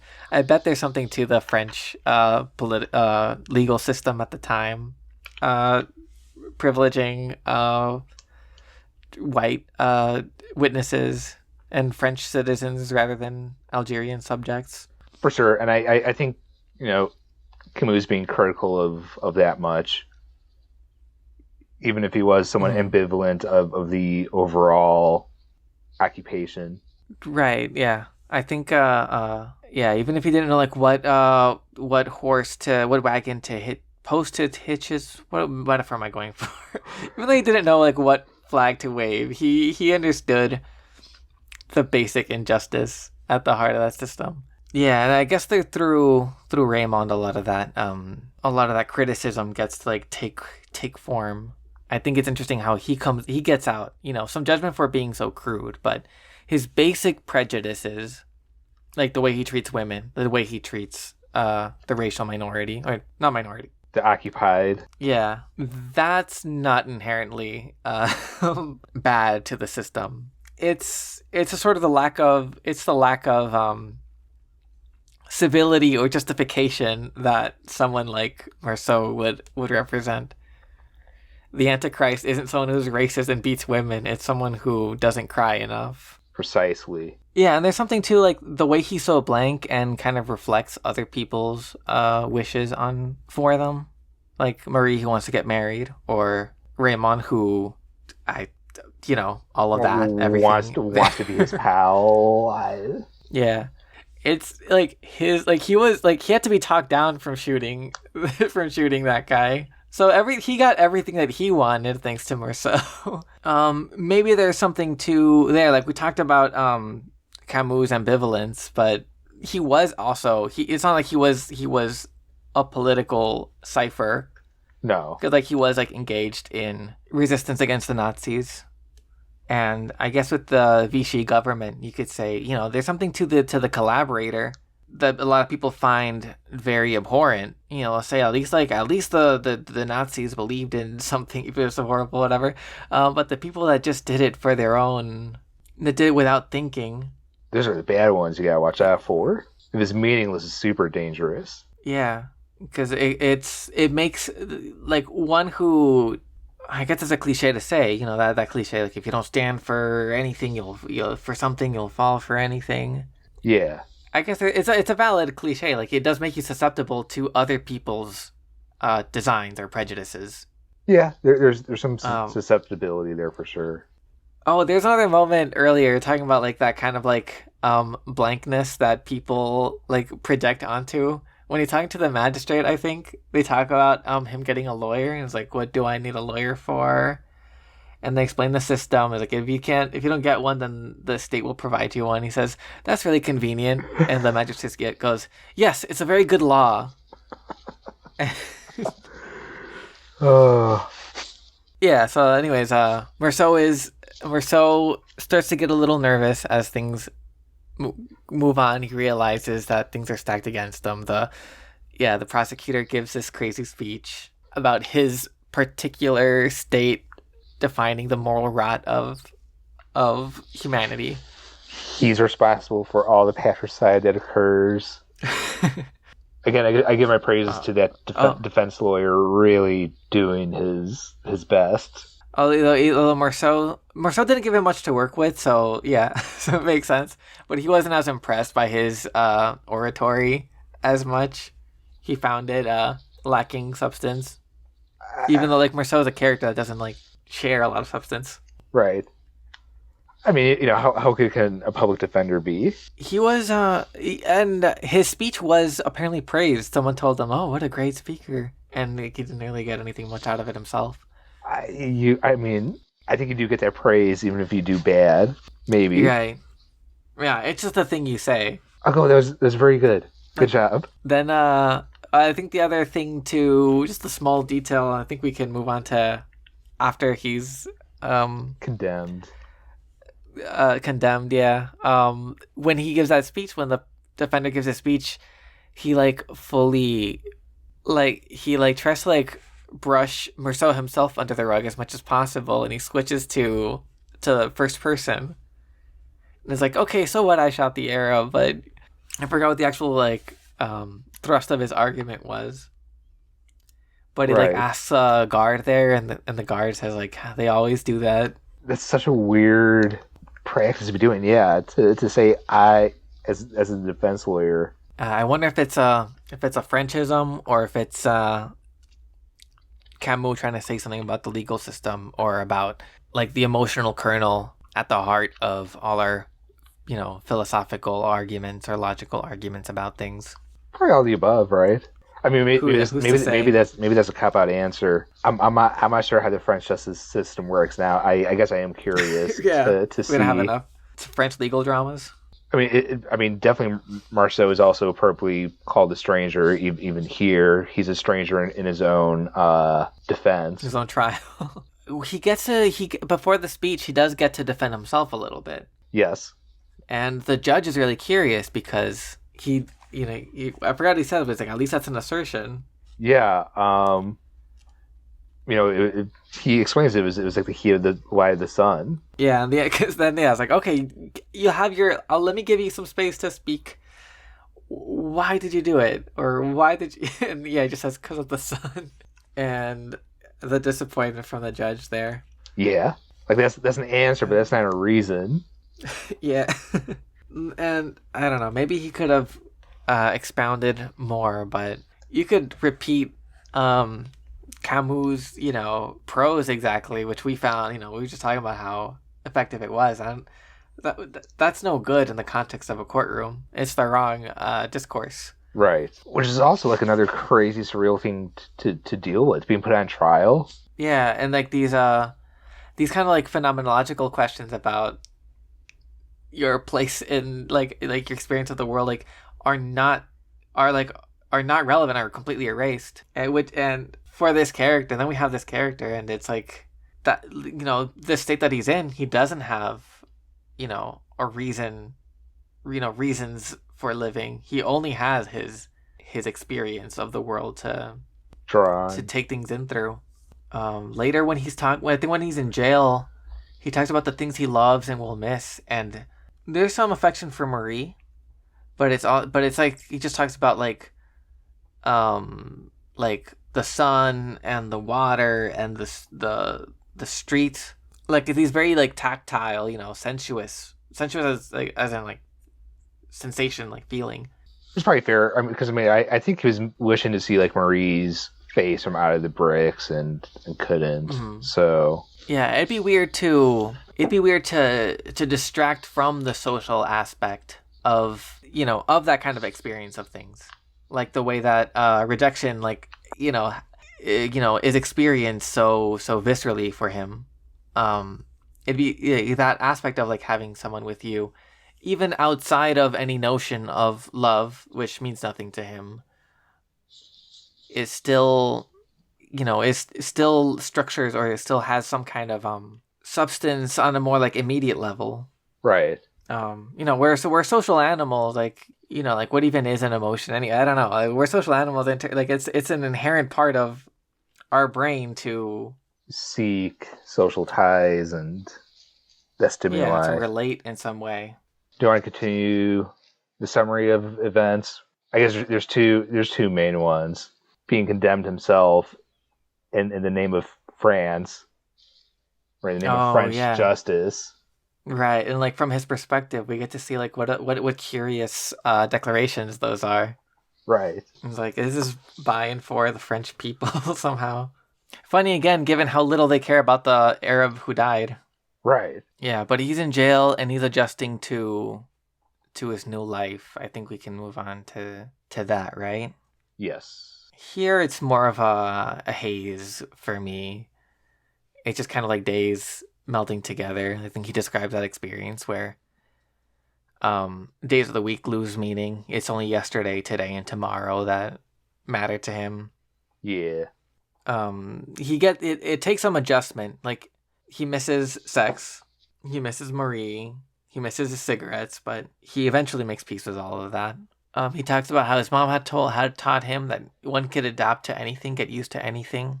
And obviously, like, the stuff to read into his state in jail is kind of a metaphor for living life. We're born, into a world we have no choice into what world we're in. We could think of all of existence as one big prison.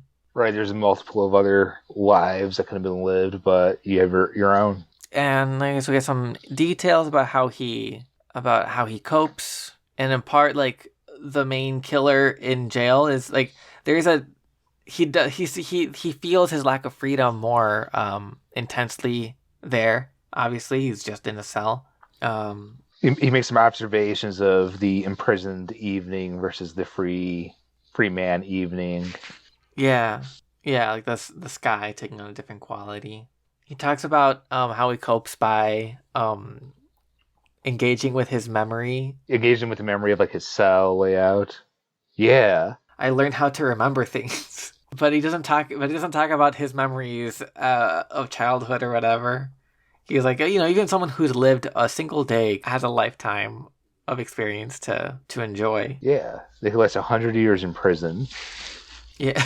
And like he just really burrows in on the details of first his bed, and then for like his bed, his nightstand, the stuff on it, and then the details on those, the marks and everything. Yeah. That reminds me, so I hadn't had a lot of experience reading Camus before, but I had read this book called At the Existentialist Cafe. That's I highly recommend it. I'm just giving props because it's like a kind of like a history of the existentialist philosophers. The writer kind of goes through the history of their lives and how their ideas developed and interacted with each other's ideas. Yeah. So it starts with Husserl going into Heidegger. I guess there's a little bit of Nietzsche. That's like prehistory. And then it's like mostly that generation of French philosophers, the Sartres and the Camus, the Merleau-Ponty's. There's a description of that Sartre, I think, like, took to heart as a writer from someone else. I forgot. So sorry, I'm giving credit to credit. But in terms of like experiencing the world authentically and directly, it's like clearing away like this cloud of like of essence that we assign to things. And there was like a bit of advice for writers, like description of things, to like really, like, he said, like, you have to like look at a tree, for example, or a fire so intensely, the tree is unlike every other tree, and that fire is unlike every other fire. Instead of seeing, the category of tree when you see a tree, see like every curve, every turn that the roots take, and exactly how the bark is, is textured. You're seeing that tree as an individual tree. And you're abandoning every definition of tree that you may have heard. Yeah, like taking in its existence instead of, it's hard because Marceau is such a cipher. It's so hard to read him. There's something to being in jail for him that seems to like unlock this quality in his thinking, where he really like appreciates every aspect of his stay in prison. It's kind of interesting how bodily he's imprisoned, but mentally, I don't know if he's doing okay. Yeah. But there's some liberating aspects there for him, I think. But his transcendence isn't like, oh, I'm in prison, but I can, paint the sky. I can live in a world of imagination. It's more like I can like really radically accept this prison that I'm in. Right. Which is powerful, I think. Mm-hmm. Yeah, there's some, it can read as a poison pill, but it doesn't have. It's different from like a doomer kind of like. Well, this, it's not like I'm resigning to being in this life of a prison, but it's sort of, it's the absurd thing of. Yeah, I mean, you took the words out of my mouth. He's not This isn't a process of resignation for him. This is a process of acceptance.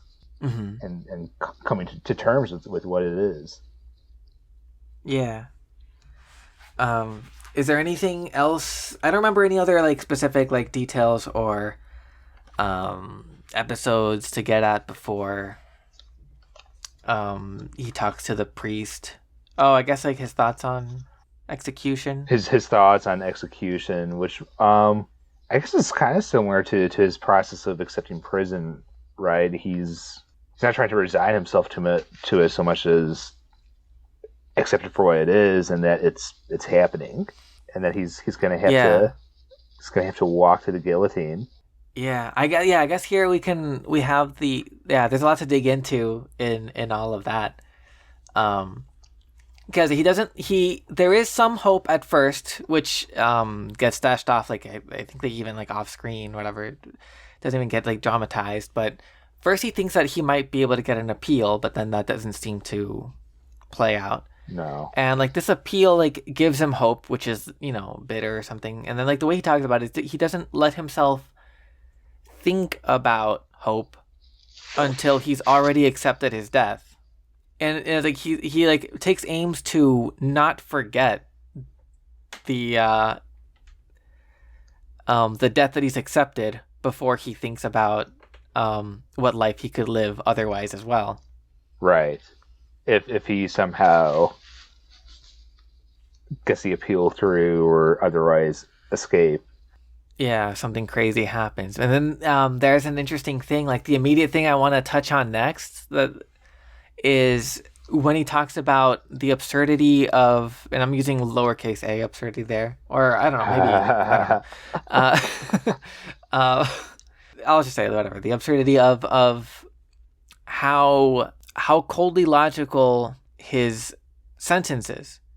Because even if something wrong were to happen with the guillotine, they just set it up again. Yep. If he were to escape somehow, they would probably shoot him. Like once his state as a dead man has been decided by the state or whatever, like once his execution is prescribed, once he's condemned, it's truly inescapable. And he talks about how the state, the ridiculousness of it, or the cruelty of his condemnation, is that it makes you want to hope that the guillotine will work, even though that's the thing you should be striving against the most. Right. I forget the exact wording of it, but yeah, I mean, there's an insane cruelty to have that 10 out of 10 every time finality to this killing machine. Yeah. When frankly, there's a lot of collaboration, and there's something. Go on.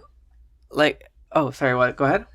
Just there's a lot of finality and certainty in that over human events and human cases in different worlds where there's not that same finality, there's not that same certainty of any of it. Yeah, like I guess like like he shot that guy, but there was some randomness to shooting that guy. Like things could have worked out any other way, as our wise philosopher Celeste pointed out. But once he's condemned, there is no other way things could go. It's not a if, it's a when he'll die. Which is absurd with a capital A. Yeah. Yeah. And then again, if we expand on the prison as a kind of metaphor for life, of course, the truth is that, cosmic computers aside, we're probably, we're death is what waits for all of us. Yeah.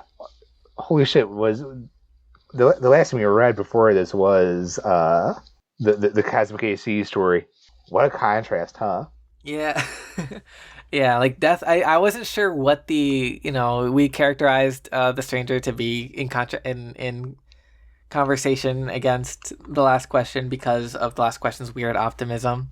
But we can like even get more specific now that we're talking about it. I'm thinking now like the main thing is the optimism regarding death. Camus, or like the stranger, sees machinery as just something that accelerates death, makes the death even more senseless. And Asimov is seeing technology as like, no, this is how we transcend our limitations.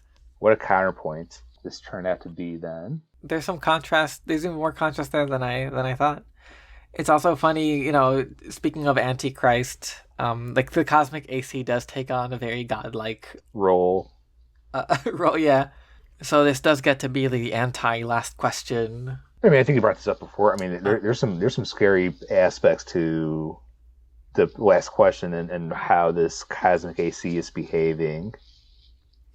Yeah, it does. Like the more I think about that story, like the more okay, even the optimistic view of how technology can carry us past death does seem.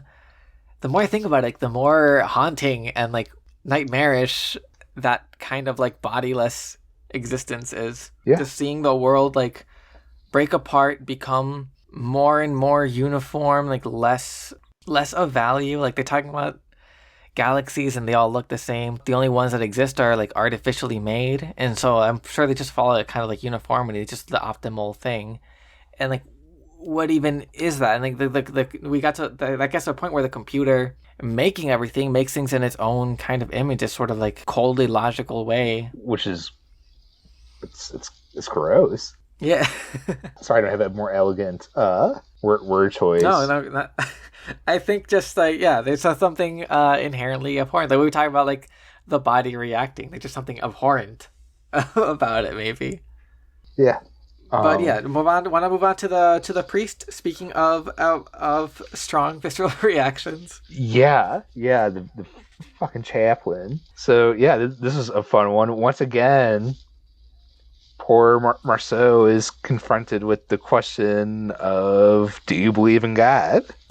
I think it's so funny the way Marceau like dismisses him. Oh, for sure. Because at first he's just like, I'm not interested. I don't care.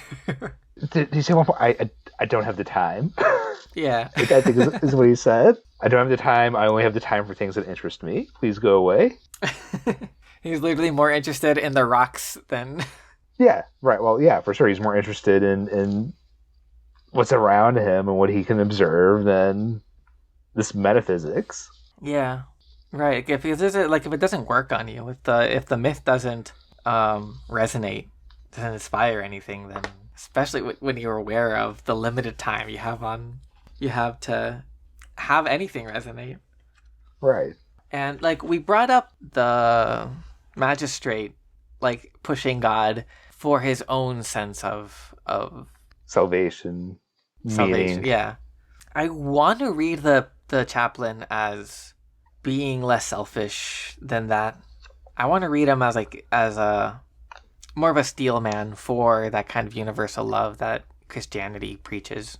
I agree with you. I mean, I see a sense of genuine care from the chaplain and the way he knows best, which is just not. It's not the best thing for Marceau at this point. Yeah. And like from his perspective, it's all like from like Marceau's perspective, like the chaplain showing up is just like part of the machine anyways. Right, it's part of that last confession or whatever. Yeah. Oh, the phrasing I think he used talking about the thing going off, like going wrong, hoping the guillotine works is I'm gonna get it wrong, but it's something like, I think it was like ethical, like moral collaboration or something like that. Yes. Like the priest coming at the end, the chaplain coming in at the end, is almost like it can be read as like the last salvo of trying to get you to collaborate. Yeah. The last. I like the word choice. The last salvo. Yeah, there's something sounds like salvo, salvation. There's. I mean, that's totally what it is. I mean, that's what they're going for. And from his perspective, from the priest's perspective, also, like, I think you said that it's like the best way he knows how to help. Right. Well, so I think in this Catholic, is it liturgy, or and it's part of their creed to try to do this for executed individuals, or to even execute individuals, because if they give an intense enough human punishment, God would be more likely to forgive, I think. So there's a very explicit connection with the chaplain and being executed to begin with. Yeah. Oh, doesn't Marx call religion the heart of a heartless world? Yeah. Or the opium for the masses. As opium, as in like medicine, like something to help, like ease the pain.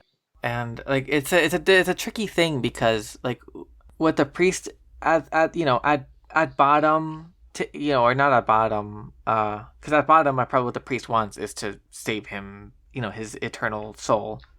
Like materially, like what's happening, like outside of the eternal plane is like that little bit of comfort of being able to gracefully like let go of regrets about your life and accept those last accept dying. Right. But so like his response is interesting because it's not like about like no, I will not accept dying. It's more like about like this particular comfort is a waste of time. Right. Let me see. I think it might be worth it to read um His last snapping. Sure, why not? I have it up already. Oh, okay. So, Priest said, Shevlin says, yes, my son. He said, putting his hand on my shoulder, I'm on your side, but you have no way of knowing it because your heart is blind. I shall pray for you. Then, I don't know why, but something inside me snapped. I started yelling at the top of my lungs and insulted him and told him not to waste his prayers on me. I grabbed him by the collar of his cassock. I was pouring out on him everything that was in my heart, cries of anger and cries of joy. He seemed so certain about everything, didn't he? Yet none of his certainties was worth one hair of a woman's head. He wasn't even sure if he was alive because he was living like a dead man. Whereas it looked as if I was the one who came up empty-handed. But I was sure about me, about everything, sure than he could ever be. Sure of my life, and sure of the death I had waiting for me. Yes, that was all I had. But at least I had as much of a hold on it as it had on me. I had been right, I was still right, I was always right. I had lived my life one way, I could just as well have lived it another. I had done this and I hadn't done that. I hadn't done this thing, but I had done another. And so, it was as if I had waited all this time for this moment and for the first light of this dawn to be vindicated. Nothing mattered, and I knew why. So did he. Throughout the whole absurd life I'd lived, a dark wind had been rising toward me, for somewhere deep in my future, across the years that were still to come, and as it passed, this wind leveled whatever was offered to me at the time. In years no more real than the others that I was living. What did people's deaths or mother's love matter to me? What did his God or lives people chose or the fate they think they elect matter to me when we're all elected by the same fate? Me and billions of privileged people like him, who has called themselves my brothers.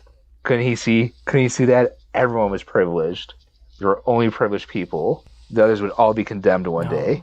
And he'd be condemned too. What would it matter if he were accused of murder and then executed because he didn't cry at his mother's funeral? Salamano's dog was worth just as much as his wife. The little robot woman... Oh, Salamano was the name. Yes, Salamano. The little robot woman was as guilty as the Parisian woman Masson had married, or as Marie, who had wanted me to marry her. He keeps on going. Should I keep on going? We're close to the end. Yeah. What did it matter that Ramon was as much as my friend as Celeste, who was worth a lot more than him? What did it matter that Marie now offered her lips to a new Marceau? Couldn't this condemned man see that from somewhere deep in my future, all this shouting had me grasping for air? But they were already tearing the chaplain from my grip, and the guards were threatening me. He called them, though, and looked at me for a moment without saying anything. His eyes were full of tears. Then he turned and disappeared. Damn, like that hits. That's a powerful.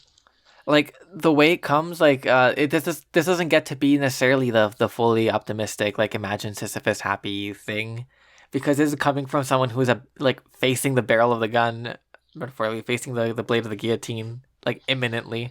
No, and you know what? I think in retrospect, after rereading The Stranger, I think this is a more appropriate work in describing or demonstrating absurdism than the quote statement of imagine Sisyphus happy can ever be. Yeah. Right. Like there's a whole host of emotional truth, the emotional depth that we can ascribe to Sisyphus. For sure. I mean, there's a point in, wishing that he were happy or imagining him as happy and why that might be important, but... Yeah. I think the other, I think it's earlier in the conversation, like a really telling thing And it's a callback maybe to Nietzsche's concept of eternal recurrence. But the priest asks him, "Don't you want another life?" And I like, "What kind of life would you want to live?" And it's in reference to, like maybe having lived a better, richer, fuller life, in the light of the Lord, but also of course the afterlife. And Merceau says like, a life where I could remember this one. Like, and if that's not like a radical kind of acceptance of the life he had lived. Right. And it's something, and I think that also gets to why the priest's condolence, whatever, why his comfort is so hollow to Merceau, is because like he's saying, like, you think you're free, but you're walking around like a dead man. Like this, this kind of illusion just like interrupts, covers up, like makes you waste your time. I mean, it's tantamount. I mean, it amounts to philosophical suicide. And like I said before, like it helped that it was that at bottom it was to like alleviate the suffering of the condemned man to come and be saved and to accept their death. But it's the opposite, isn't it? It's like, if you think you're gonna live forever, and if you think you have an immortal soul, then death has become less meaningless than the inherent meaninglessness already. Right. Not only is it meaningless, but it's redundant against infinity, like reduced to complete spec. I mean, it's a dangerous rejection of the absurd. But his rejection is so complete later. Like he feels relieved. Like it's the first bit of like passionate emotion we see from Merceau, and he says that now his only hope for and his only wish for the guillotine is that when it arrives, there's a big crowd waiting for him, and that they all hate him. Which is an interesting, he's transcended, he's evolved, because that was the one thing that was not holding him back, but like that was like hanging over him, was people wanting to like him. Was the fear of being judged by people, yeah. Then didn't he say also, when he was talking to the magistrate, that like after a while he did what he always did when he wanted people to leave him alone, which is just sort of agree with them. Yep. Pretty crazy character flaw. So he learned his lesson. He learned how to be himself. It sucks I took a death sentence to do it, but the guillotine was like, put that makeup away. You're much prettier without it. Be yourself. I need to be authentic before our meeting. That speaks to the power of the book, that, especially like reading it again after like letting the book like marinate for a few weeks, and like hearing your reading of it. It's impressive like how compelling that speech is, the emotion behind it is, while inviting rancor, like while inviting hatred, like while being so ugly. Like it sounds really close to a villain's speech, but it's talking about something I think we can all kind of learn from. Yeah, I think so. But it is kind of a villain's, final speech before he laughs and reveals his true identity as the Joker. It's a little Joker. No, what was the exterminator villain? Oh, Fu Manchu. Fu Manchu. A reflection of an imagined plot. Antichrist. No, it was I, Fu Manchu, the entire time. That should have been the ending. The chaplain removes his frock and reveals that this whole society has been orchestrated by the Fu Manchu to alienate us from our authentic selves. Wow, okay, that was a 3.5 hour conversation on the Stranger. Yeah, wow.